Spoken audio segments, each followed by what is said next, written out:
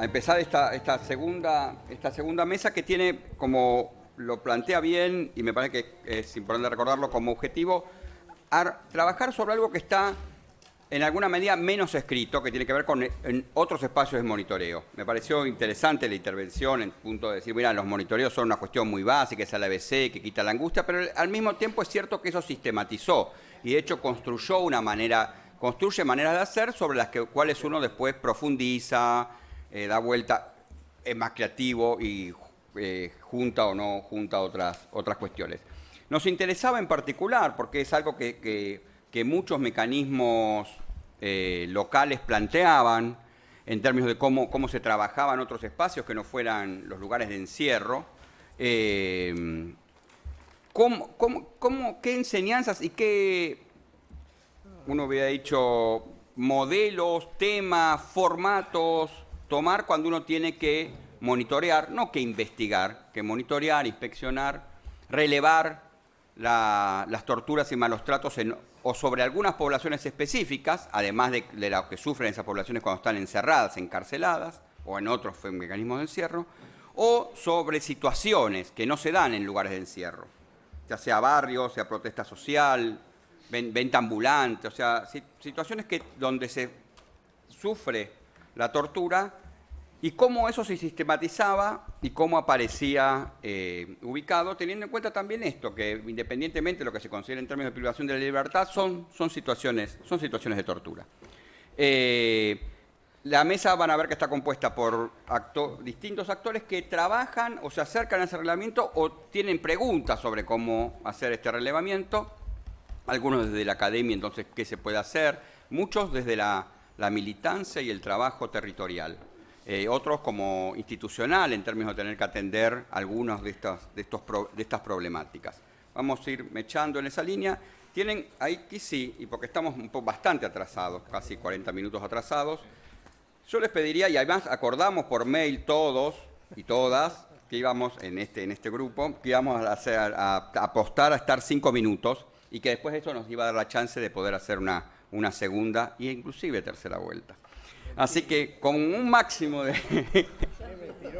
5 minutos,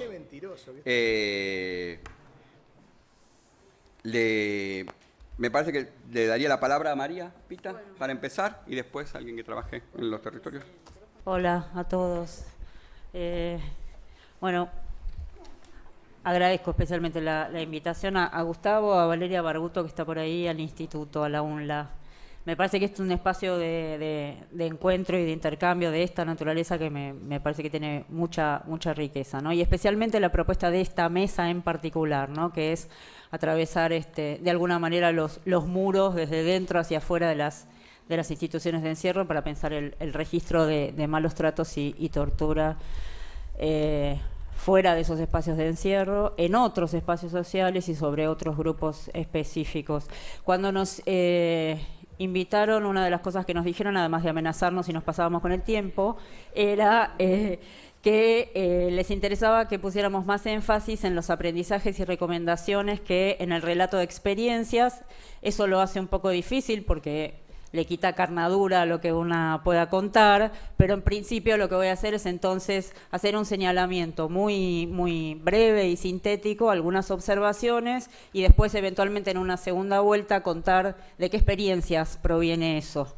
A ver, una primera observación que haría es que en estos espacios a los que se llamó desde la convocatoria territorios y espacios públicos, y a los que sumaría la referencia a grupos sociales específicos, bueno, en verdad no estamos hablando ni de inspecciones ni de monitoreos en sentido estricto, sino de lo que puede definirse como prácticas orientadas a la detección, al testeo, a la identificación, al cartografiado, a la lectura, al relevamiento, muchas veces a través de indicios de la existencia de prácticas que podrían ser tenidas como malos tratos o como torturas.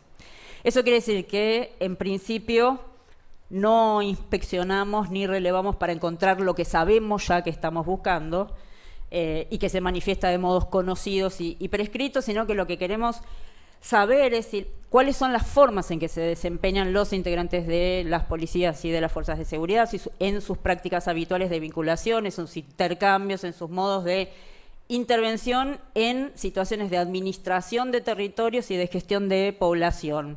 Y ahí una vuelta más de tuerca, ¿no? Que es el necesario distingo entre diferentes grupos y actores sociales, ¿no? Identificar estatus, identificar género, distinguir por edad, por nacionalidad, o sea, hacer esa distinción, ¿no? Cuando hablamos, y por trabajos, por oficios, por formas de ocupar el espacio público. Bueno, eso por un lado. Y esto me lleva a otras dos observaciones. Eso que de acuerdo a los patrones del derecho son malos tratos y o torturas, lo es de acuerdo a los patrones del derecho. Y eso no es una tautología, sino que es el recordatorio de que siempre en este campo vamos a estar hablando de traducciones sociales, ¿no? Algunas modalidades son más conocidas que otras, demoras, correctivos, verdugueos, descansadas, dar para que tenga, aprietes y así. Pero nunca vamos a tener ese diccionario completo y ese glosario completo porque hay una creación continua, ¿no? Porque hay dinámicas violentas cambiantes. De ahí se deriva otra observación que es esas traducciones, ¿no?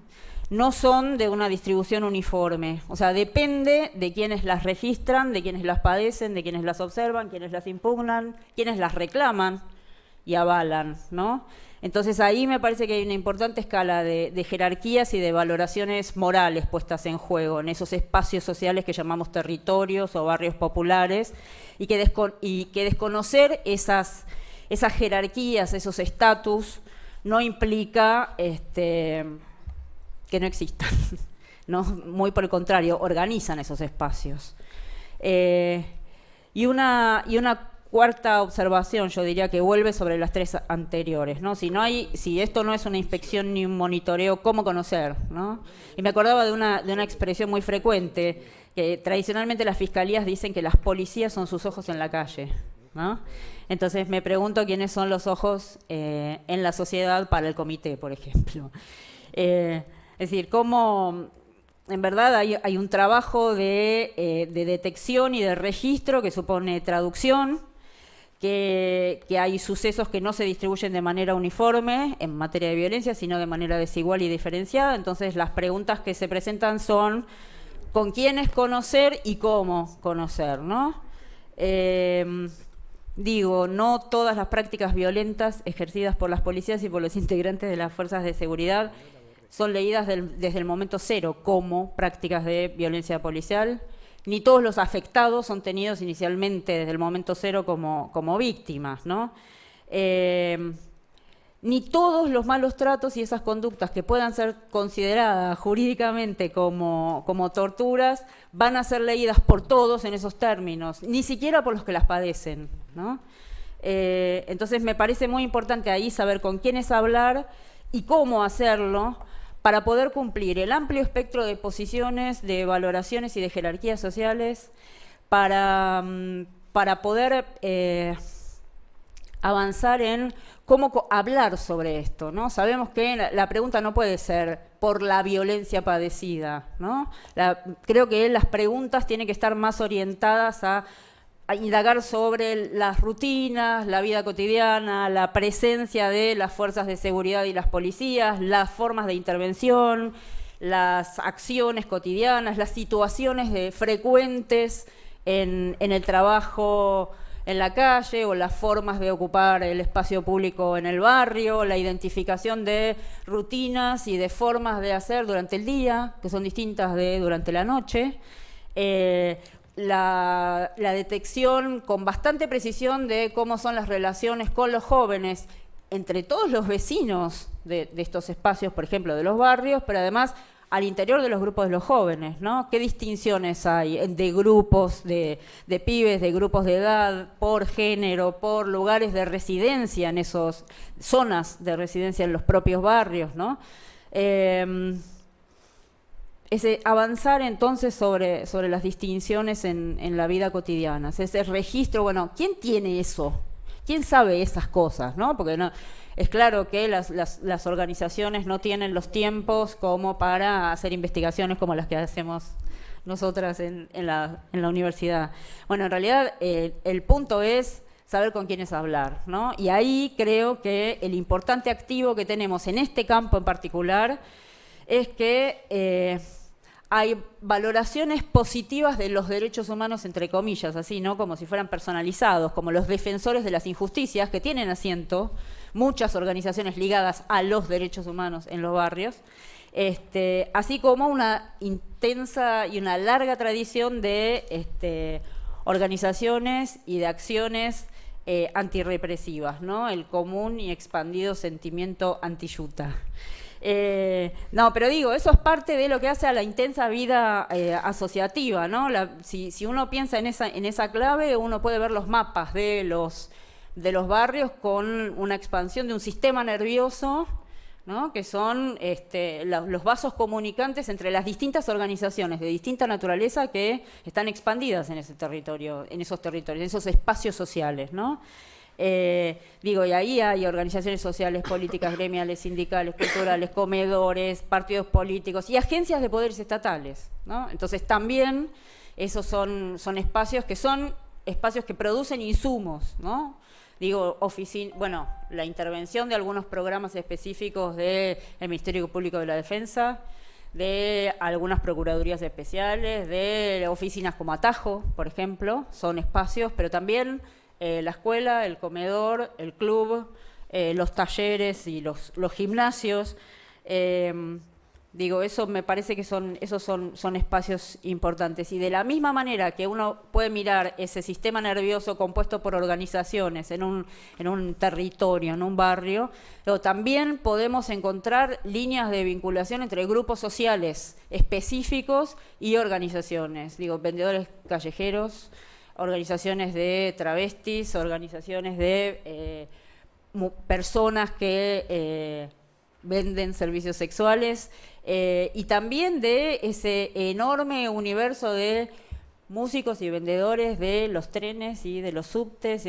Todos esos están ligados a organizaciones. O sea, es muy difícil dar cuenta de la existencia de individuos en este plano, ¿no? Siempre son grupos, siempre son colectivos y siempre están ligados a otras organizaciones. Entonces me parece que ese es otro espacio de articulación como para tener ese registro, esa detección, ese testeo continuo de las formas de violencias, ¿no? Que no siempre, insisto, me parece que esto es tal vez lo más importante, no siempre son definidas como violencias. No siempre son traducidas como malos tratos o situaciones denunciables y no siempre incluso se es tenido como víctima de esas violencias o malos tratos o torturas, ¿no? Bueno, listo. Después puedo contar las experiencias de dónde sale esto, ¿no? Agradecerles la invitación para poder contar un poco brevemente lo que nos pidieron que compartamos, que es cuáles son los desafíos que se presentan en la experiencia territorial que lleva el nombre de Defensorías Territoriales en Derechos Humanos y cuáles, los desafíos en torno a sistematizar la información que relevamos cotidianamente. Pero además me parece interesante esta mesa, como decía María, porque fusiona diálogos y intercambios que venimos sosteniendo hace mucho tiempo y que han sido muy fructíferos en esta experiencia también. Voy a seguir un punteo para ser muy breve y pasarle la palabra a José. Además, también acá están presentes Agustín y Cintia, que integran la experiencia, y esta sala ha sido utilizada para la elaboración cedida por la UNLA y por el Instituto de Justicia y Derechos Humanos para la elaboración de una base de datos, un registro de por lo menos 125 casos que pudimos elaborar entre mayo y septiembre, que expresan apenas un porcentaje mínimo de los acompañamientos. Nosotros no decimos asesoramiento técnico, sino acompañamiento afectivo, porque es un acompañamiento que lleva meses y años, en muchos casos, de situaciones que tienen que ver con demandas de familiares o personas privadas de su libertad en torno a incumplimiento de derechos, incumplimientos que detectamos y estamos en la elaboración en este proceso de sistematización de observaciones acerca de vulneración y o violación de derechos humanos. Entonces, cuando nos preguntamos por el monitoreo o el control de esas formas que adquieren las violencias, también ponemos especial hincapié en el rol que cumple la estructura judicial y el circuito, el procedimiento penal y los actores o los operadores judiciales en el incumplimiento y violación de los derechos humanos. La experiencia de la Red de Defensorías Territoriales en Derechos Humanos se compone de 15 equipos hoy en el conurbano bonaerense y interactúa, produce incidencia y diálogo directo con los operadores judiciales de 7 departamentos judiciales: San Martín, Lomas de Zamora, Quilmes, La Matanza, Morón y Moreno y La Plata, la ciudad de La Plata, Mar del Plata, perdón.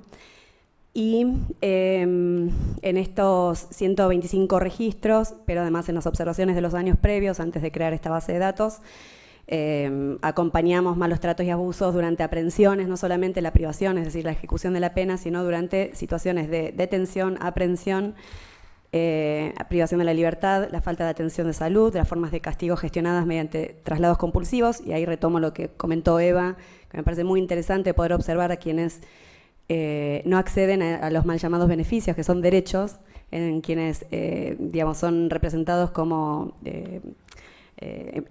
a partir de los informes, muchas veces falsificados por el servicio penitenciario y avalados por los jueces, y son presos de conductas, perdón, de castigos compulsivos como los traslados, el impedimento de acceso a espacios formativos, educativos y de oficio, que también detalló muy bien Azucena, el incumplimiento de solicitudes acorde a la progresividad de la pena, la falta de condiciones de higiene, las condiciones de habitabilidad, el acceso a alimentación insuficiente o inadecuada, que en estos tiempos se vuelve a poner sobre discusión, y esta información sistematizada y ordenada nos ha permitido entrar en diálogo no solamente con los defensores, con quienes construimos un canal de colaboración, sino también brevemente mencionar a los responsables de la Subsecretaría de Control Disciplinario de la Corte de la Provincia, los responsables de las Defensorías Generales de los departamentos judiciales con los que interactuamos. Hemos podido, y hacemos, es parte de nuestra práctica, la solicitud de información a autoridades jerárquicas de la estructura policial, digo, para retomar alguna discusión que se presentó en la mesa anterior en torno al diálogo con el servicio penitenciario, más adelante, con el jefe del servicio penitenciario bonaerense también, con asuntos internos, con los jefes departamentales, con los jefes distritales, que nos informan, por ejemplo, esta semana, que la CPM no ingresa a las comisarías y a las unidades penales, por lo menos en las comisarías. A él le tienen que, digo, esto es una discusión actualizada porque estamos pensando en los canales institucionales que deberíamos fortalecer para poder ingresar a las comisarías cuando los vecinos o familiares de personas detenidas están siendo torturadas, y un juez, por ejemplo, del Departamento Judicial de San Martín, le es recomendado que no haga la visita en ese día porque están con una situación de higiene, y entonces el juez accede y se evita la inspección de esa situación que tenemos registrada nosotros, con lo cual el tiempo real, la construcción de la información y la simultaneidad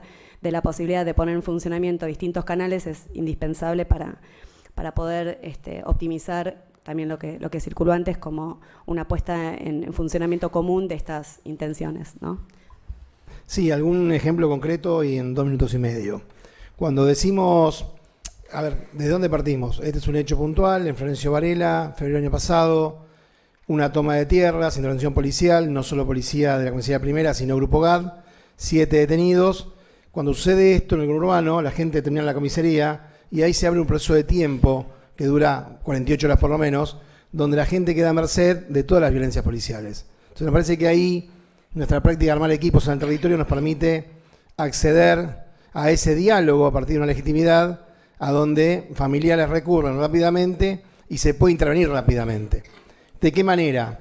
Esa alianza con la defensa pública que mencionaba Flor nos permite, por ejemplo, con la Defensoría General de Quilmes, tener un ida y vuelta y también los celulares de guardia de los defensores de turno. En ese caso puntual, la Defensoría 20 de Florencio Varela pudo estar a las 3 horas encima de la comisaría visitando a los detenidos, y esto evita enormemente el maltrato, el verdugueo y un montón de cuestiones.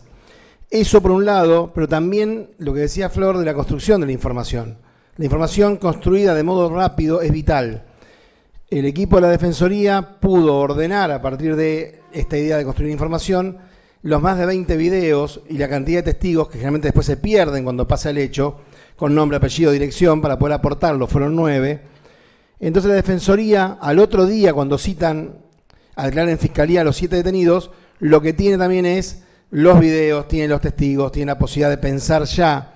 Y nosotros, ¿qué tenemos rápidamente? El sumario policial vía la Defensoría, con lo cual ya tenemos claro cómo la policía arma la causa, dónde va con la investigación. Ahí aparece un elemento central para nosotros, que es que muchos fiscales compran la versión policial. Por lo tanto, la forma que encontramos nosotros, nuestra práctica, es interactuar fuertemente con los jueces de garantía. En este caso, la posibilidad de reunirse en 48 horas con el juez de garantía 8 de Varela, Dr. Villagra, nos permitió que él no dé lugar a 5 allanamientos, y hay otro elemento que aparece claramente, allanamientos que son legales formalmente, pero son modo de hostigamiento y de aprete de la policía a víctimas. No había ningún elemento para allanar, pero iba a haber 5 allanamientos, y esto dejaba en un lugar re complejo por el maltrato, romper cosas y todo lo que sucede en el allanamiento. Ahora era formal. El juez de garantía decidió rechazarlos. La carátula inicial en base al sumario implicaba un conjunto de delitos graves. Eso también fue desvirtuado por la defensa con el aporte de información, pero también por un juez de garantía que estaba al tanto de que había un armado de parte de la policía. Otro elemento importante es cómo los fiscales toman. Primero, la policía alimenta medios parapoliciales, básicamente de Facebook en las redes sociales, y después los fiscales imprimen y meten eso en el expediente como un elemento más que abona la teoría de que esta gente había ido armada con lanzas, lastimado policías, rotura de patrulleros. Esta película se va desvirtuando en función de la prueba y la acción en alianza con la defensa pública, y hay la tarea nuestra de que los testigos vayan a declarar, que ese día vayan, se sientan protegidos. Y hubo un trabajo sobre el jefe distrital para que se haga cargo de su personal, y una presentación a la auditoría de la provincia, donde el segundo jefe de la comisaría primera, hoy está desafectado de la fuerza, es uno de los que en los videos interviene de civil, golpeando personas, no podía explicar qué hacía ahí, y la causa termina con una audiencia hace 20 días, donde el juez de garantía acepta la propuesta de la Defensoría oficial, que es que las personas solo tengan una tarea comunitaria y aplica la vía excepcional de que no le quedan antecedentes. O sea, 7 personas que arrancan con daño agravado, lesiones graves, usurpación, terminan con simplemente esa tarea comunitaria, porque en realidad la usurpación existió y costó bastante demostrar que ese hecho no había sido ese intento. ¿Qué le decimos con todo esto para ir terminando? Que nos parece que hay una práctica que debe ser en tiempo real. Si no tenemos capacidad de estar en tiempo real, llegamos tarde, mal, a destiempo y a desarmar causas. Si no construimos información seria y certera, lo que hacemos son unos enredos fenomenales de información en redes sociales, pero la efectividad real se da cuando somos capaces de llegar al expediente. Y me parece que también mirar la justicia todo de modo binario, buenos y malos, nos parece también que es un error, porque en la justicia hay de todo, y también hay defensores probos y comprometidos, como también hay fiscales más preocupados de mirar qué está pasando y no comprar la información que le construye la policía.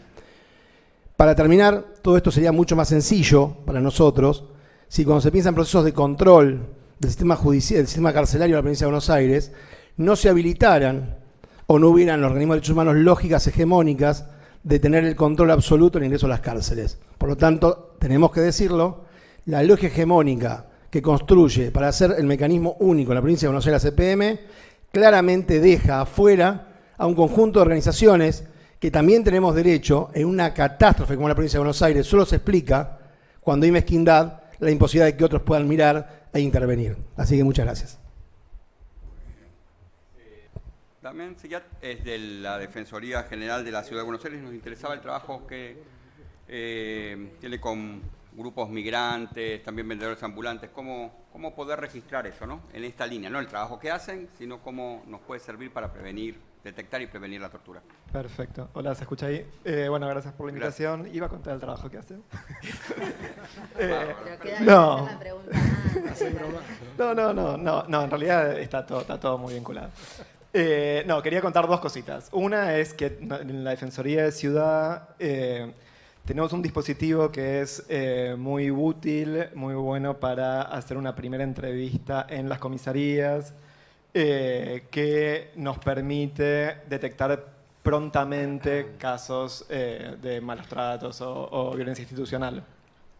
Básicamente, en el sistema de ciudad, la policía hace una detención en flagrancia, se la comunica al fiscal, el fiscal convalida o no, y el fiscal le avisa a la defensa. Y la defensa le avisa a la Dirección de Personas Privadas de Libertad que está esta persona detenida. Y la Dirección de Personas Privadas de Libertad va a entrevistar a la comisaría a esta persona. Dentro de las, en general, no sé, entre 6, 8, depende de la cantidad de trabajo que haya, pero en las primeras horas de la detención la persona es entrevistada por una persona de la Defensoría y ahí intentan hacer una entrevista lo más privada posible y ahí empiezan a detectar si hubo violencia institucional, si hubo algunos casos.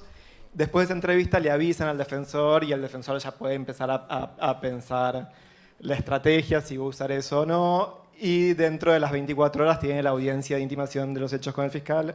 O sea que el proceso más o menos garantiza cierta inmediación y en casos de violencia policial esto es bastante útil. Que una persona de la Defensoría vaya a entrevistar en las primeras horas a la persona detenida, que puede llegar a decir que sufrió violencia institucional, es bueno. Si no tuvo revisación médica y no se consigue un médico que haga un dictamen satisfactorio, el defensor puede pedir un médico de la Defensoría que lo vaya a ver. O sea, hay como alguna manera de intentar producir prueba en los primeros momentos. Yo creo que esta modalidad de trabajo es buena para detectar prontamente casos de violencia institucional que ocurren en la calle, ¿no? Una vez que eso sucede, eso hasta el año pasado era mucho más sencillo porque teníamos muchos menos delitos y se hacían entrevistas en todos los casos. Este año, con la finalización del tercer convenio de traspaso de delitos, la Dirección de Privados de Libertad se ve bastante saturada y ya tiene que empezar a priorizar y a ver qué casos va a visitar y qué casos no. Los que no visita hace un seguimiento telefónico, pero intenta priorizar los delitos que sospechamos que puede haber violencia institucional. Los casos de resistencia contra la autoridad va a todos, no va a los casos de lesiones culposas. O sea, dependiendo qué tipo de delito esté imputado, se hace esto. Una vez que termina esa entrevista, nos avisa tanto el programa como el defensor, los casos que hubo. Después lo vamos siguiendo. Desde el programa recibimos los avisos tanto de la DPPL, de las defensorías y tanto de personas que fuimos construyendo. Esta es la segunda parte de lo que quería contar, que durante los primeros años del programa hubo un énfasis muy fuerte en ir creando lazos con organizaciones, ir creando lazos con organizaciones sociales, con grupos de posibles víctimas. De hecho, muchos los ayudamos a que se organicen y les dimos como una especie de apoyo para que finalmente se constituyan como grupos de posibles víctimas. Trabajamos bastante con vendedores ambulantes, trabajamos mucho con AMAR, con las trabajadoras sexuales, tanto vendedores ambulantes, nosotros estamos en el barrio de Constitución, tanto con los vendedores ambulantes de Constitución como con las trabajadoras sexuales. Una de las cosas más relevantes, si se quiere, que tenemos es un auditorio, una sala vacía más o menos grande con sillas, y que la fuimos facilitando y prestándola. Y los vendedores, por ejemplo, nos contaban que juntarse en la calle es muy difícil, que generar discusiones, ver qué está pasando, se les hace como muy difícil. Tener un auditorio, poder juntarse semanalmente, ir discutiendo, fue algo bastante útil para ellos. Lo mismo con las trabajadoras sexuales. AMAR empezó a juntarse en la Defensoría durante un tiempo. Crearon la putiseñal, que es una especie de señal de WhatsApp que cuando hay un problema de violencia institucional es una especie de botón de pánico en los celulares. Es una aplicación de fuente abierta que crearon ellas mismas. Y están todas al tanto de qué está pasando, dónde. En realidad no todas, sino las personas que tienen que estar al tanto. Su referente de la cuadra, la referente general, y ellos nos avisan a nosotros a ver si podemos hacer algún tipo de seguimiento o qué. Este tipo de organización está buenísimo, resultó muy bien y fue una manera que encontraron para poder contrarrestar de alguna manera el avance represivo. Con los vendedores senegaleses también lo estamos intentando hacer. Eso nos cuesta más por temas idiomáticos y temas de organización, pero es un desafío fuerte que tenemos que se terminen de organizar ellos mismos, que estén organizados por cuadra, por barrio, que tengan un referente, que tengan una persona que va a estar al tanto, que entre ellos piensen estrategias de, bueno, si pasa algún hecho en la vía pública, quién va a hablar con el comisario, quién va a sacar fotos, quién va a la vuelta a estar avisando. O sea, la idea es que se organicen ellos territorialmente para poder hacer un control más efectivo. Y en base a esta relación que fuimos creando con las organizaciones, con las asociaciones de víctimas, nosotros nos vamos nutriendo de los casos que van llegando. Cada vez que detienen a una persona, nos avisan a nosotros le avisamos a la DAPPL, la DAPPL lo va a visitar y se genera un circuito más o menos valioso. Al mismo tiempo, si consiguen fotos, videos o testigos, nosotros se lo hacemos llegar al defensor para esa audiencia que tiene las 24 horas. Entonces, ellos saben que si sacan una foto que está más o menos buena, nos la pasan a nosotros la pasamos al defensor y al día siguiente esa foto está para discutir con el fiscal de cómo fue la detención. Eso estuvo muy bien. Creo que me estoy pasando de tiempo, pero creo que era bien. Recién nomás. Perfecto. Bueno, así que básicamente eso. Y después, con el registro que tenemos en el programa nuestro, lo que tenemos que hacer es lo que decía María, descubrir prácticas o patrones territoriales. Es muy importante saber qué pasa y dónde. No es lo mismo lo que hace la comisaría de, no sé, 7C de Flores, que la 10A de Floresta, que la de 11, que Gendarmería en los barrios. Todos tienen como su manera de actuar y de ir controlando y de crear, de armar causas distintas. Y en base al registro que nosotros vamos creando con todos los relatos que nos van contando las personas que dicen haber sufrido violencia institucional, vamos generando un mapa de cómo actúan las fuerzas de seguridad en los distintos barrios. Y eso después lo publicamos y hacemos como informes de incidencia. Pero está bueno poder tener esto, que le sirve también a los defensores, que dicen, bueno, las personas trans las persiguen por narcomenudeo. Bueno, tenemos registrados todos estos casos y este es un caso más de un perfilamiento sexual. Muchísimas gracias. Enrique, Quique. Bueno, gracias Gustavo y a los compañeros y compañeras de la UNLA. Yo me puse, voy a tratar de hacer contar algunas experiencias y sacar algunas ideas de las mismas, después podemos profundizar. Y sobre varias de las cosas que voy a mencionar, yo le pasé por mail a Gustavo los informes que surgieron de esas experiencias para que los circule, obviamente, solo a los que les interese los abren y los ven. Digo, porque me parecía, no vamos a tener tiempo, pero quiero vincularlos con lo que deben producir los monitoreos, digo, y estoy claramente pensando en órganos como el Comité Nacional de Prevención de la Tortura hoy, porque por ahí si uno piensa Paraguay podría ser más ambicioso. Y me puse a ver,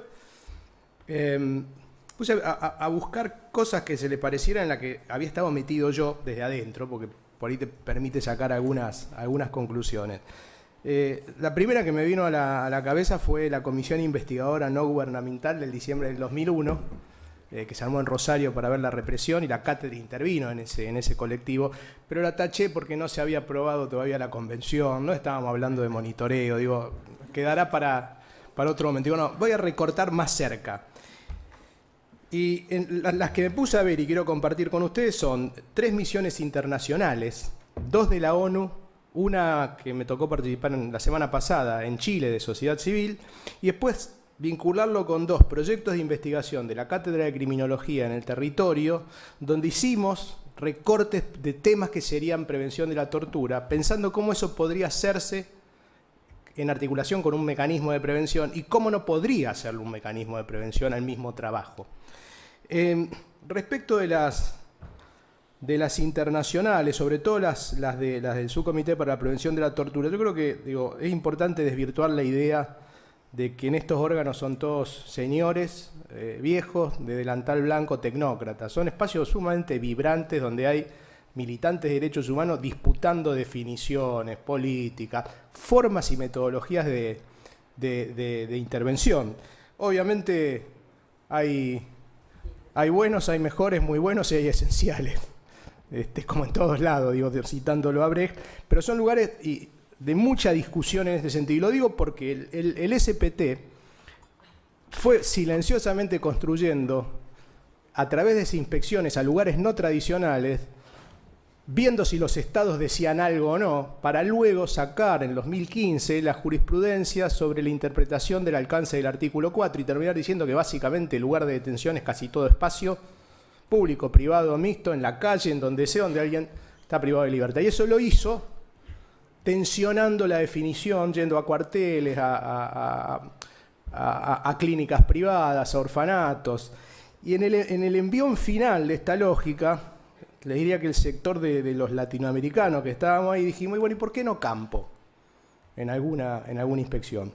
Y ahí se hizo, en el 2013, la inspección a Perú incluyó una de las, generalmente las inspecciones tienen lo tradicional más 1 o 2 cuestiones temáticas. Y ahí logramos meter como cuestión temática represión de la protesta medioambiental y campesina, que obviamente tenía que hacerse en el territorio, porque si no era entrevistar a los pocos líderes que estaban judicializados. Esa desgraciadamente no es pública, el Estado nunca la hizo pública, pero en el 2016, en la misma lógica, logramos meter como tema de la inspección a Chile el tema mapuche. Es así, la pasé para que vean que sale de esto.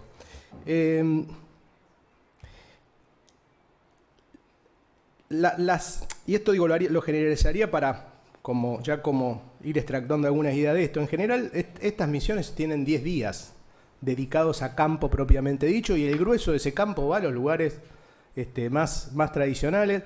Una inspección del SPT termina con un equipo de 10 personas habiendo hecho entre 400 y 600 entrevistas a personas privadas de libertad, individuales o grupales, con algunas dimensiones muy claras de lo que se va a buscar y otras cosas que van surgiendo en el trabajo. Con lo cual, el tiempo que hubo disponible para hablar algo de tortura y malos tratos en la represión de la protesta medioambiental en Perú o de los mapuche en Araucanía, fueron un día y medio. Y yo lo que quiero marcar es que en un día y medio, un órgano con las restricciones que tiene una inspección internacional puede ir y decir cosas. El piso en toda inspección, y esto un poco siguiendo lo que planteaba María, es que por lo menos hay que corroborar lo que ya están diciendo los organismos de derechos humanos. Ese es el piso. Si no lograste eso, te fue mal. Si además agregaste cosas, profundizaste, la verdad que termina siendo un informe exitoso. Pero ¿qué quiero marcar? Se puede en un día decir algo de estos temas. Lo que no se puede hacer es pretender hacerlo más allá de esas posibilidades, de lo que es un equipo y demás. Y requiere trabajo previo. Y requiere para una misión internacional la complejidad de ir a un territorio, hacer articular entrevistas en confidencialidad en territorio, en un contexto donde la ONU te obliga a un montón de medidas de seguridad a vehículos en que te va a transportar y no quiere que vos dejes abierta la posibilidad de armar eso al día que te encontrás con las organizaciones en la misión. Y digo, hay que forzar incluso esas cosas. Me encuentro con las organizaciones, le digo lo que quiero hacer, pacto de confidencialidad, voy a la comunidad, entrevisto a las víctimas y retirás ahí. Y digo, es posible hacer cosas y por eso les comparto los informes en un espacio tan breve como un día. Pero, digo, es limitado lo que se puede hacer. Hace poco estuve en otra internacional, pero de sociedad civil en Chile, y ahí fue ir a monitorear violaciones a los derechos humanos durante la protesta. O sea, en un contexto de protesta. Y otra vez, básicamente, es un poco lo mismo, articulado con las organizaciones de Chile. El piso era ver lo que estaban ya diciendo las organizaciones y sumar algo más. Obviamente, por el tipo de monitoreo, incluyó mucho territorio, no tanto como quisimos. Volvió a aparecer el tema de Araucanía y los mapuches para comparar si en el contexto de la represión había aumentado y demás. Y después compararía y sacaría algunas conclusiones y también les mandé los informes, con lo que hicimos en el contexto de investigaciones de la Cátedra de Criminología y de integrantes de la cátedra. Es una mezcla de proyectos colectivos e individuales. Una está hecha en el marco del anterior proyecto Unión Europea del CELS, que miró varias cosas sobre violencia. En la temática que nos interesa ahora, sobre todo trató de vincular las más graves violaciones que ocurren en los territorios, de ejecuciones sumarias, desapariciones, a ver si no hay o no existe un contexto de violencias más, entre comillas, menos intensas y si no hay una construcción de las víctimas a través de las víctimas que van a terminar en las más graves. Entonces nos fijamos hostigamiento, las detenciones arbitrarias, los negocios con la policía y demás. Claro, ahí esto lo quiero marcar porque ahí pensaría en articulaciones con un mecanismo. Ese trabajo fue posible porque los equipos de la universidad llevaban 5 años en el territorio. Había entrado a través de un proyecto PNUD, después una gestión en la provincia, y después quedó como una investigación propiamente académica, pero hubiera sido imposible cualquiera de las dos investigaciones sin una presencia sostenida en el lugar. Dicho esto, no era complicado, y ahí estoy pensando en articulación, que aparezca un comité nacional y me hubiera dicho, che, ustedes están trabajando en tal barrio estos temas, nos interesaría que vean esto. Eso es posible porque, a ver, y acá voy al último ejemplo, que también está publicado, así que se lo pasé a Gustavo para que lo vean. En uno de estos 2 barrios de Rosario, en el año donde llevamos, creo que en ese momento, varios años ya, fue en abril del 2014 la intervención de Gendarmería. Uno de los barrios en que bajó el desembarco verde, como titulaban los medios. Y en ese lugar el trabajo sobre todo, no excluyentemente, pero sobre todo estaba vinculado a jóvenes de juntas, de pibes que armaban banda y andaban a los tiros. Entonces fue la percepción del desembarco de Gendarmería, cómo cambiaba, en qué se diferenciaba de la lógica de policía provincial, qué maltratos hubo, desde la mirada privilegiada, lo digo con cierta ironía, de los pibes que andaban a los tiros. Y nos llevamos muchas sorpresas. La primera fue que no los íbamos a encontrar en el territorio, pues claro, con Gendarmería y estos pibes se guardaban, estaban más en el territorio que nunca porque había menos tiros al principio. Entonces andaban sin los fierros, se nos van a oxidar, decían, pero estaban muy presentes, para el equipo fue más fácil encontrarlos, justamente porque en el primer momento de la intervención bajan los tiros y permitió en un tiempo muy breve, porque fue cruzar Gendarmería, estuvo un mes en ese lugar, y producir información muy rica respecto de los temas que le preocuparían a un comité nacional. ¿Qué es lo que hace una fuerza nacional en una intervención? Digo, bueno, María y otros compañeros y compañeras han hecho ese tipo de investigaciones, pero lo que quiero decir es, hay capacidad instalada de equipos de las universidades en todos estos espacios haciendo su trabajo. Pensar que sería fantástico, pero pensar que un comité nacional va a poder incidir en la política de financiación de los proyectos, que nos vamos a poner de acuerdo para poder armar un proyecto y cruzarlo, bueno, sería genial, pero es poco probable. Me parece que la articulación posible es quiénes están haciendo qué cosa, en qué lado, y cómo uno fortalece.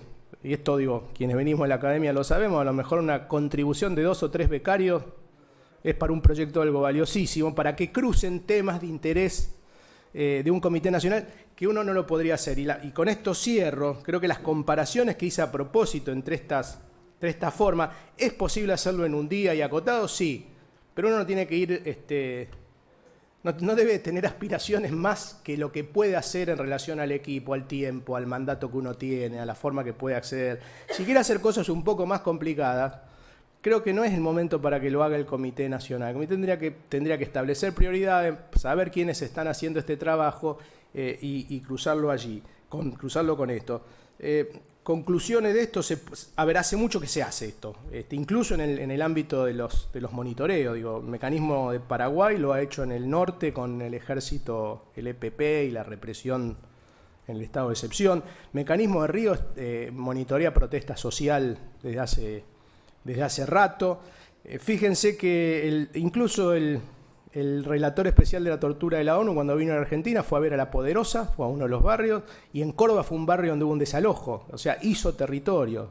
Y tiene un informe del 2018 que vincula uso excesivo de la fuerza en la protesta con tortura. Y con esta disputa de las definiciones, el territorio como fue un lugar importante. Hay que adaptar las metodologías a las variables como el tiempo que uno tiene, el mandato que tiene, los equipos con los que cuenta, las potestades que la institución tiene, qué lógica de intervención vas a usar, porque estás interviniendo cuando estás ahí, quieras o no. Ser muy, muy cuidadoso con las restricciones o las limitaciones que uno va a tener. buscar siempre, incluso en las de un día, formas de articular, porque si no, no son posibles de realizar. Voy cerrando, me quedan dos. Las dos básicas es la obligación de no dañar y evitar las represalias. Digo, esto se escapa mucho en los lugares de detención y sobre todo en los territorios. Bueno, y una lógica muy, muy proactiva, porque sabemos que es un fenómeno negado, oculto, difícil de mapear, que quizás si no lo encontramos porque hicimos mal el trabajo, no porque no esté sucediendo. Bueno, nada más. ¿Me pasé mucho? 2 vueltas hiciste, así que no vas a hablar la segunda vuelta. ¿Qué va a hacer? Perdí mi segunda vuelta. Te perdiste tu segunda vuelta, no tengo la segunda gastaste, vuelta no la perdiste, como no la Macri. perdiste, la gastaste. Me la gasté. No, pero al mismo tiempo, gracias. Y los materiales, en algunos enviaron materiales. Vamos a tratar de juntarlos por lo que decía Claudio también. Está la idea de poder ayudar a sistematizar esto, sistematizar lo que hay, cómo es, poder ordenarlo, por eso también poder avanzar sobre lo que no existe, qué nuevo hay. Eso nos interesa mucho poder tenerlo, así que más allá de lo que podamos circular de este momento, es la intención de que este proyecto, con el próximo curso en marzo, pueda tener como inclusive más material sobre el que podamos reflexionar y que sea en esa línea. Planteando esto, ¿no? Me parece que también el trabajo en el Comité Nacional es importante que las otras organizaciones que están asociadas colaboren por las mismas deficiencias que el comité en sus primeros momentos tiene, algunas por cuestiones naturales y otras por cuestiones artificiales.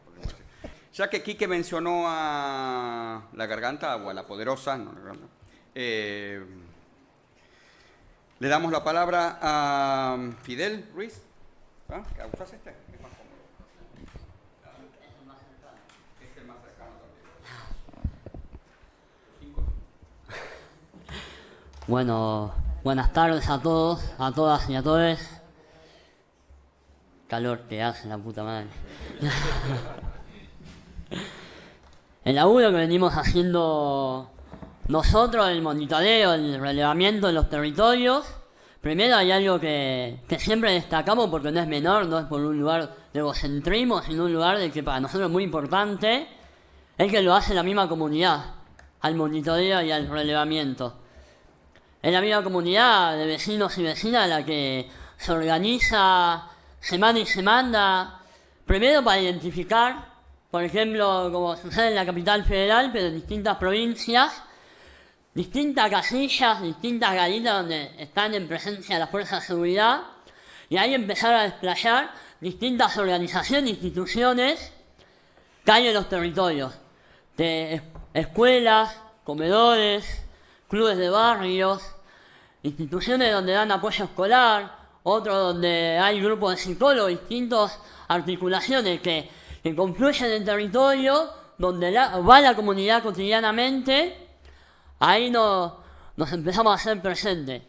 Primero para empezar a identificar los actores en el barrio para la hora de discutir la problemática con la fuerza de seguridad. No es igual que vayamos nosotros solos a que mañana nos presentemos todas las garitas, todos los que articulamos de las iglesias hasta la escuela, a decir la problemática es esta.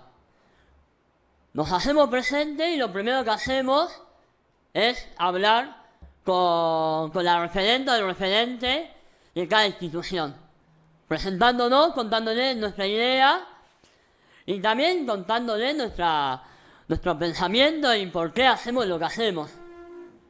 Empezamos a hacer los relevamientos y ahí lo que buscamos una manera más creativa, si quieren llamarlo así, es que, por ejemplo, en las escuelas damos talleres, no sé, de los secundarios hasta los primarios, talleres educativos, donde contamos del trabajo del control popular a las fuerzas de seguridad hasta cómo se puede detectar los abusos policiales en el barrio. Y ahí empezar a romper un poco el hielo para seguir con el siguiente paso, que es las entrevistas personales que hacemos con los pibes. Antes de eso también hablamos con los referentes, con las referentas, y ellos son las que nos marcan, mira que este pibe hace una semana sufrió violencia, mira que el otro, y ahí empezamos a hablar con las personas. Y también utilizamos un método que para nosotros es muy importante, que es el humano.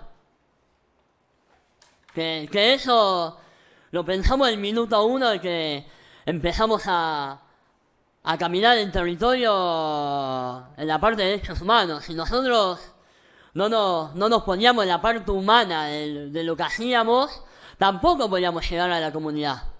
Que la comunidad nos identifiquen como vecinos del barrio, como vecinas. Que no nos vean solamente como una persona que le va a preguntar cuándo sufrió violencia policial. De ser los actores que la comunidad vea reflejada como actores principales, vean reflejadas como articuladores y como un lugar de contención ante esa problemática, también es clave para nosotros a la hora de desarrollar nuestro trabajo. Que no es un trabajo, es una manera de contención personal, colectiva y asamblearia ante esa problemática. Y es eso lo que hacemos. Muchas veces, claramente, los pibes y las pibas son muy cerrados por la violencia que sufren en lo cotidiano, pero también se siente una manera de confianza, primero porque o nosotros también padecimos la misma violencia que ellos también padecieron, o porque también tenemos la misma cultura que ellos, también sufrimos la misma problemática que ellos, y también entendemos la dinámica del barrio como ellos. De que si salís a laburar a las 5 de la mañana te pueden parar la policía, de que si salís al otro día a las 5 de la mañana te vuelvan a parar, y empezar a entender toda esa dinámica es lo que nos hace entender de una manera sistemática del por qué hacemos el relevamiento, y ahí empezar a brindar la confianza desde una organización popular que el vecino y la vecina, cada vez que se presenta esa entrevista con nosotros, a mí no me ven como Fidel de la Poderosa, me ven como Fidel de Zabaleta. Entonces eso confluye una confianza más personal a la hora de hablar. Que eso es lo que nos da las herramientas de poder llevar a cabo el relevamiento, de poder llevar a cabo la relación con distintas instituciones. Y también que muchas veces somos cuerpos muy limitados por muchas de las cosas que pasan en los barrios, algo que empezamos a hacer hace poco, que es capacitar a las instituciones, a las escuelas, a los comedores, a todos los que están en las distintas instituciones, nosotros mismos, además de hacer los relevamientos a las pibas y a los pibes que confluyen en esos espacios, también capacitamos para que esos actores que están en esos espacios puedan relevar. Porque también lo que pasa es que nosotros, por ejemplo, si hoy que es miércoles, vamos a un comedor, pero volvemos el miércoles que viene y en la mitad de esa semana pasó un hecho relevante de un caso de violencia policial, que sean esos mismos actores los que pueden relevar ante un caso de urgencia. Claramente también nos llaman a nosotros porque todas las instituciones tienen nuestro número, todas las instituciones nos ven de la diaria en el territorio, pero ante un caso de urgencia, sean ellos mismos, sean ellas mismas, las que estén relevando cuando nosotros no estemos. Entonces eso da una sistematicidad de casos y de datos duros que después lo tenemos en planilla, después lo tenemos recopilado en un montón de lados, que ahora lo estamos sistematizando muchísimo mejor, porque ante la urgencia de lo cotidiano que pasaba en el barrio y ante el encrudecimiento de la violencia policial en los territorios, lo que hacía que todo el tiempo estemos corriendo, en vez de pensar cómo sistematizar todo ese laburo, que por ahí después lo terminábamos perdiendo. Entonces ahora con más cuerpos y con más vecinos y más vecinas decididos a brindar su tiempo para hacer ese laburo, es lo que nos hace pensar que los relevamientos son útiles, que no son datos nomás, son una periodicidad de laburo que lo que hace que empecemos a discutir las políticas públicas de otro lado, que no sean solamente los de afuera, que o están en un estudio de televisión o están en un escritorio discutiendo política de Estado sobre materia de seguridad en los barrios sin presencia de los barrios. Lo que hacemos con estos relevamientos es recopilar los datos y también pensar qué políticas públicas podemos pensar en los barrios. Porque hay algo que empezamos a tener muy en claro, que todos estos años han dedicado muchas políticas del barrio a los territorios Y nunca podemos explicar cómo carajo sucede que hay más fuerza de seguridad que habitantes en los propios territorios. Entonces ahí vemos que hay unas carencias en materia de política de seguridad hacia los barrios, que hay una falsa discusión de materia de seguridad y que meten a los barrios, y que hay un claro mensaje que es la criminalización hacia los barrios. Entonces, que ese laburo lo hagan los propios vecinos de los barrios, que ese ejercicio cotidiano lo haga la misma comunidad, es empezar a discutir verdaderamente hacia el Estado y hacia todas las políticas de seguridad, que no se puede combatir la inseguridad con más inseguridad que es la que ejerce la fuerza de seguridad a través de su violencia policial. Y es eso lo que nosotros discutimos a la hora de relevar. Es eso lo que discutimos a la hora de entrevistar a cada una y a cada uno de los pibes en los barrios. Porque creemos que esa es la manera de empezar a discutir las políticas de seguridad. Que esté la comunidad, si no, ¿para qué carajo discutimos? ¿Para qué carajo mandan a la fuerza de seguridad si nosotros no estamos en las discusiones? Si ellos después se ven desbordados de la problemática, que en teoría no saben cómo atacar la problemática, si a la resistencia de la autoridad está encubierta a través de las detenciones arbitrarias. Digamos, y es eso lo que, a través de los relevamientos y a través del control popular, venimos a discutir y venimos a relevar esos casos, no por una manera de decir de lo drástico, miren cuántos pibes sufren violencia policial, sino para verdaderamente empezar a discutir y que es hora de que los movimientos populares y que la comunidad sean parte de la discusión, de la proyección y del ejercicio cotidiano de las políticas de seguridad y que no sean gente que son ajenas a la dinámica del barrio y que no sean personas que no conocen al territorio. Entonces, para nosotros es esa la propuesta de los relevamientos, es esa la propuesta de lo que nosotros hacemos. Por eso es importante articular con las escuelas, como decían los distintos compañeros, con las escuelas, con las instituciones que confluyen en el territorio, porque no hay nadie más que sepa la dinámica en materia de seguridad en los territorios de la problemática que no sean las propias comunidades, porque si no siempre vamos a discutir de la dispersión de la marginalidad en vez de atacar las problemáticas que genera la marginalidad y la implementación de muchas más fuerzas en vez de ir al hueso de la problemática. Muchísimas gracias, Fidel. Le pedimos en particular unos temas que salió, que es el trabajo que hace la Defensoría del Pueblo de la Ciudad de Buenos Aires con el tema de protestas sociales, que salió en algunos casos. Creo que después de eso también hay otras organizaciones que me habían planteado que les interesaba plantear algunos de estos ejemplos, así que la mía que podamos ir siguiendo, creo que todavía tenemos un poco más de tiempo. Ezequiel. Bueno, muy buenas tardes a todos y todas. Ezequiel Paulucci es mi nombre, de Defensoría del Pueblo de la Ciudad. Yo estoy a cargo en la Defensoría de una unidad de prevención de la tortura, justamente. Y por eso también, en vinculación con el panel anterior, hacemos monitoreos, inspecciones y demás en todos los lugares de encierro que hay en la ciudad.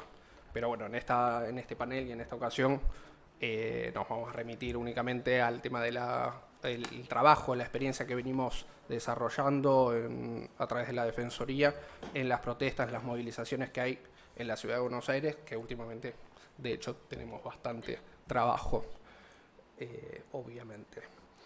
En primer lugar, bueno, comentar que nosotros lo que realizamos en las grandes movilizaciones, en las masivas, que tienen una antelación en su organización, hacemos reuniones previas con los organizadores de las organizaciones, también vinculamos con el Ministerio de Seguridad, con Tránsito de la ciudad, como para organizar un poco cómo va a ser esa movilización, desde qué punto va a partir hasta qué punto va a llegar, si hay un acto, no hay un acto, tener en cuenta e informar al Ministerio de Seguridad quiénes son los organizadores y que se pongan en contacto ante cualquier conflicto que suceda,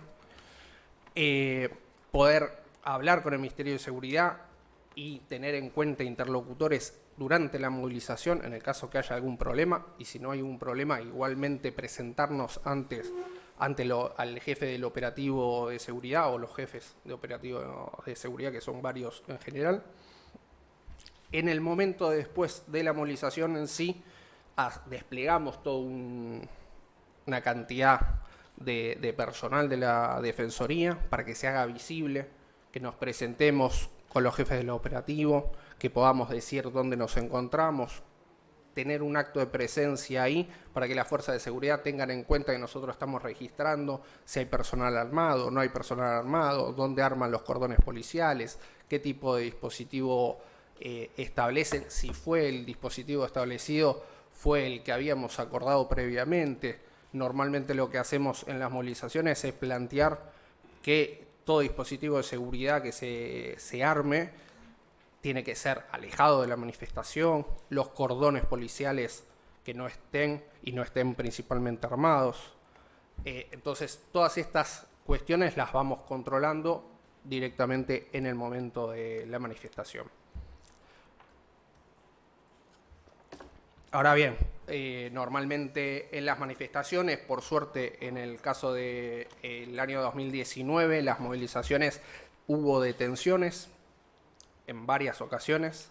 En general, estas detenciones, como para registrar cuáles son las prácticas que realiza la policía de la ciudad, en este caso que son los encargados dentro de la ciudad, las detenciones se suelen suceder tras la movilización, no durante, sino en las desconcentraciones.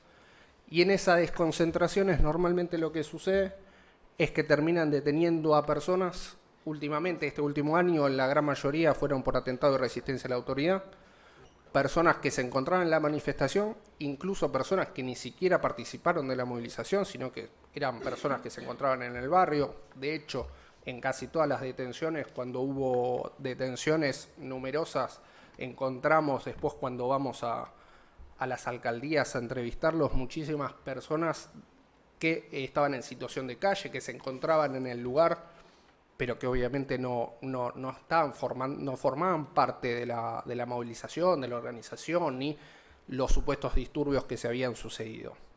En general, entonces, lo que sucede es, en el caso que haya algún disturbio, una desconcentración y una salida ahí de la policía motorizada, en general, últimamente, en las últimas manifestaciones me refiero, no en las del 2017, 2008, que hubo represión directamente contra los manifestantes. En las últimas del 2019, lo que sucedió es, en la desconcentración, en el caso que hubo, o se imputó o se adució, que hubo un disturbio, por ejemplo en el consulado de Chile la última vez, se destruyó supuestamente un auto y acusaron a personas que en realidad salieron corriendo ante el avance de la policía. Entonces, ante el avance de la policía salen corriendo y al primero que enganchan corriendo o saliendo corriendo por ahí es al que le imputan disturbios, le imputan generalmente, después terminan siendo atentado de resistencia a la autoridad. Y ahí tenemos un nuevo conflicto vinculado a lo que decía Demian con respecto a las detenciones, que la organización de la policía de la ciudad se modificó hace 2 años más o menos. Ya no, los detenidos no van a las comisarías, los que eran la policía federal, sino que van a 9 en este momento, 9 alcaldías, pero no tiene una vinculación con el barrio donde fue el hecho, sino que en este momento la coordinación de las alcaldías decide hacia dónde dirige a los detenidos, y en el caso de las manifestaciones lo que hace últimamente es derivarla a la alcaldía, por ejemplo, de Lugano, cosa de todas las organizaciones sociales, todas las personas que participaban de la movilización no puedan llegar rápidamente al lugar de detención y que se arme, como sucedió en 2018, 2017, disturbios en la puerta de la alcaldía y nuevas detenciones en la puerta de la alcaldía. Por lo tanto, lo que están haciendo normalmente, si no son numerosas las detenciones, es llevarlo, por ejemplo, a la alcaldía de Lugano. Ahora, el problema que me quería referir es, desde el momento de la aprehensión hasta el ingreso efectivo en las alcaldías, tenemos, en el caso relevado de este año, de 2019, en todas las detenciones, una demora desde ese momento hasta el ingreso efectivo en la alcaldía de 4 horas. Tenemos aproximadamente esa distancia temporal. ¿Qué sucede ahí? Si las organizaciones, compañeros, compañeras de las personas detenidas, familiares y demás, no se sabe dónde está la persona. Entonces, La comisaría que intervino puede ser, en el caso de las movilizaciones, en general la Comunal 1, la 1B, bueno, todas las denominaciones que tienen actualmente las comisarías, que es la comisaría que instruye el sumario. Ahora, la persona va a ir a la alcaldía. En ese transcurso puede ir a esa comisaría que instruye el sumario porque tienen que armar el acta de detención, tienen que identificar a la persona, por lo tanto los mantienen, en el caso de las manifestaciones, los mantienen en los patrulleros. Por lo tanto pueden estar 2 horas dentro del patrullero esperando que quien instruye el sumario haga el acta, dibuje el acta, haga la llamada al fiscal, se convalide la detención y recién ahí pregunta, bueno, ¿dónde llevamos a este detenido? Y ahí de la central le van a decir, bueno, llévelo, normalmente como decía, a Lugano. Y recién ahí lo trasladan hasta Lugano. Por lo tanto, tenemos un tiempo de 4 horas actualmente que tengo que cerrar. Bueno, tenemos ahí un tiempo, si hay tanto tiempo ahí, tenemos ahí entonces un tiempo que transcurre donde los detenidas se encuentran en patrulleros, que la gente no sabe de hecho dónde va a ir a parar ese detenido y ahí se genera todo un conflicto con respecto a dónde están y obviamente los nervios familiares, compañeros y demás, que no se sabe dónde está y qué le está pasando a la persona, porque supuestamente si circula que va a ir a la alcaldía número 8, pero nunca llegó a la alcaldía número 8, estamos esperando ahí. Bueno, después, entonces, continúo, si puedo tener otra intervención continuando con esto. Y terminamos con Mauro Vivas, es de la UNLA, pero también trabaja en la Municipalidad de Avellaneda, con los temas de proyectos de seguridad, y nos interesaba ver cómo habían relevado estos temas. Hola, ¿qué tal? Buenas tardes. Bueno, tengo como 2 pequeños relatos de 2 experiencias de gobiernos locales en territorio. Los municipios tienen a veces deficiencias o pocas capacidades para gestionar conflictos violentos, pero a la vez tienen una incidencia territorial y una cercanía con las conflictividades y las violencias muy cercanas. Eso, digamos, la experiencia en Morón, por un lado, que hicimos en un programa de derechos humanos llamado Comunidad Más Prevención, nosotros planteábamos, bueno, esto del acompañamiento y las cuestiones vinculadas al conflicto con la ley penal, o digamos, familias con personas privadas de libertad, y sus familias, sus amigos, esto es, digamos, cómo pensar una red más amplia y las implicancias del sistema penal en esa red.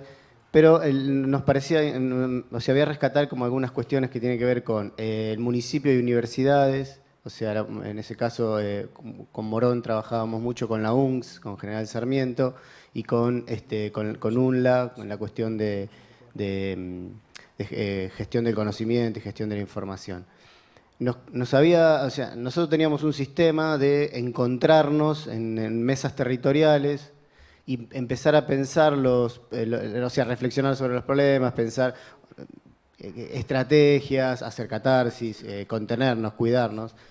Y nos aparecía como en distintos relatos, porque en esas mesas de abordaje integral aparecía la maestra del jardín maternal, las referentes de los centros de salud, los que trabajan en otros programas de política pública, los que trabajan en programas de promoción de derechos, los que trabajan en programas de protección, como los servicios locales. Y aparecían como, inicialmente esto que decía María, no todos los actores reconocían estas situaciones como violentas y no todos los podían registrar como estas diferentes situaciones, aún encontrándose en las trayectorias de esas familias. Eso por un lado. Entonces empezar a plantear el problema y problematizar esto de, bueno, qué implica el hostigamiento, las diferentes formas de la violencia, más a escala como puede ser una ejecución, o una muerte, o un armado de causa, una causa fraguada, pero también en otras situaciones más sensibles. Y una de las cuestiones que nos aparecían eran los allanamientos. Los allanamientos y la niñez, digamos que ahí aparecía toda una violencia dimensionada muy fuertemente en la niñez, que nos preocupaba, es decir, allanamientos que se hacían de manera muy violenta en horas de la madrugada, en donde había familias quizás que eran más numerosas y aparecían unas situaciones de violencia que empezamos a registrar. Y cuando uno empezaba a mirar a los actores en la cara, obviamente que esto aparecía en la docente de los jardines, de las escuelas, aparecía en los que trabajaban en los programas de promoción y protección de derechos. Entonces empezar a pensar cómo generar ahí empezar a vincular estos actores para pensar redes de cuidado. Digo, no es lo mismo que estemos sabiendo qué pasa, qué implica en las trayectorias de los pibitos y las pibitas estas cuestiones. ¿Qué implica eso? Digo, cuento así como rápidamente. Una vez habré llegado a una casa donde se habían llevado detenido a la mamá y al papá, donde habían quedado todos los hermanitos solos, donde el adolescente de 14, 15 años en ese momento, como en una crisis, se fue de la casa y quedaron una hermanita. Entonces cuando llegamos a la casa había una hermanita de 10 años tomando un té, una nenita muy chiquitita en la habitación y como una casa en shock, toda desordenada, absolutamente todo tirado. Y ningún mecanismo de las políticas estaba mirando eso, ¿no? Y tampoco, no es que no estábamos mirando porque llegamos, pero digo, no había un mecanismo que pueda vincular la acción del sistema penal y no les pedimos que nos avisen que van a allanar tal casa, pero sí cómo trabajar sobre un mecanismo que pueda vincular esas protecciones rápidamente sobre esas situaciones, que nos parecían súper complejas, pero que cuando uno empezaba a escarbar un poquito en las distintas miradas, todos estaban como sabiendo de algunas cuestiones, ¿no? Obviamente que muchos de los actores de las políticas públicas de los territorios son personas formadas en universidades, tienen trayectorias que pueden, que hay que pensar en esto. Nosotros empezamos a pensar como redes de cuidado, cómo nos cuidamos nosotros, los que transitamos los territorios, y cómo pensar en redes de cuidado en situaciones de estas que aparecen. Y por otro lado empezamos a trabajar mapeos de violencias y mapeos de situaciones conflictivas y a qué le tengo miedo, hacia dónde voy, cómo transito el barrio, a dónde camino con pibes y pibas de escuela, que empiezan a aparecer como cuestiones de por dónde ir, por dónde no ir, qué pasa con la policía, cuando la policía habilita determinadas cuestiones en tema de tranzas, de bandas y demás. Y me parecía un lugar, porque cuando nosotros hablábamos con muchas docentes, incluso con directoras de escuelas comprometidas claramente con mucho más allá de la causa educativa, sino también del territorio y las trayectorias de vida de esos pibitos y pibitas, y tenían como muy claro todo el registro de los que les pasaba a esos pibes, de que eran hostigados aquellos que tenían algún familiar privado de libertad, o bueno, yo sé quién sos, quién es tu hermano, quién es tu papá, aparecían ahí como cierto hostigamiento teniendo en cuenta las referencias de sus biografías. Entonces, ahí vincular también los gobiernos locales como un espacio de mucho anclaje territorial, al menos en los dos que me ha tocado estar tienen mucho anclaje territorial y diálogo entre los diversos actores de las políticas públicas, sean, digamos, de los actores de las políticas sociosanitarias, del sistema de salud y de las políticas públicas de prevención y promoción de derechos. Bueno, muchísimas gracias, Mauro.